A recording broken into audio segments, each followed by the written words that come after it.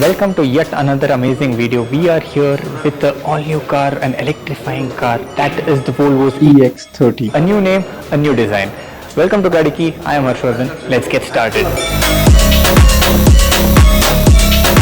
Now coming to the design, it has got a very different and simple design now. As you can see, this headlight kind of reminds you of the previous generations or the previous cars itself. But one unique feature is that they have cuts in between each of them, and that kind of gives a T-shaped headlight. Now coming in the front, there is no much stuff but a simple thing over here, and the bumpers get aerodynamic vents over there. Now we are looking at a 4.3 meter long car which comes with a 171 mm ground clearance and has got a 19-inch alloy wheels.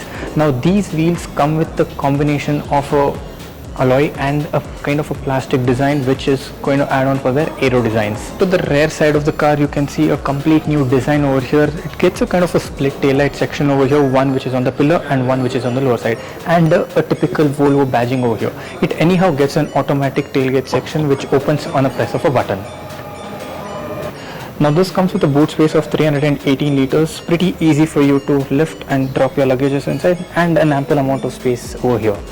Now we are coming to the interior section of this particular car, and I must tell you, it is pretty much basic is what I'm feeling in the first go itself.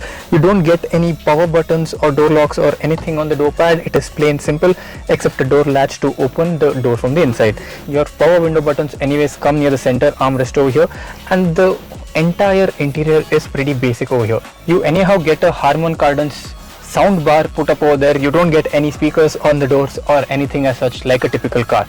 Now the most basic part of a car, being an instrument cluster, lacks in this car because they have integrated that in this 12-inch screen which has all the details and all the data of your car, be it your drive mode, be it the speed you're driving at, your AC controls, your Apple CarPlay, your Google Connects, and everything is in this.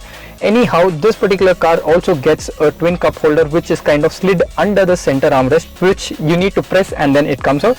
If you want to add in more filters, you just slide out this thing. Looking in between, you can keep a lot of your stuff. So here you get a wireless charging over there, probably a space for your tablets or books or anything over here, but not much I would say. The seats feel pretty nice that I'm seated over here. The steering wheel is in a kind of a circle shape. Could have been better is what I felt, but the main drawback is it does lack an instrument cluster.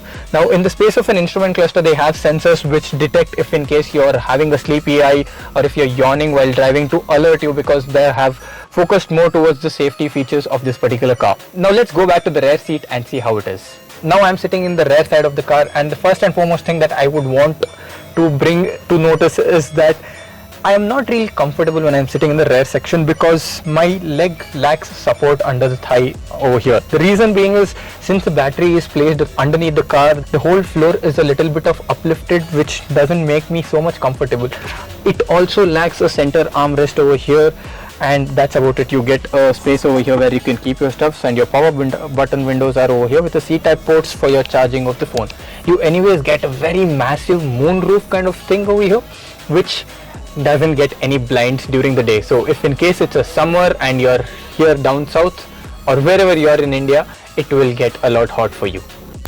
Now I want to tell you guys a very unique feature of this particular car is this particular mirror. It doesn't rotate like the generic mirrors which does, because this particular car's mirror just rotates the whole unit as a whole and not just the glass. Now talking about the key features of this car is powered with a 69 kilowatt hour battery which has a 272 horsepower battery pack with a 343 Newton meter torque with it.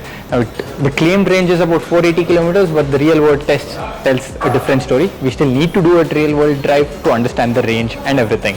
Now in the front, you have a 7-liter space where you can probably just keep a bag, or if the battery charger is there, you just keep the battery charger there, but there's no other space apart from that.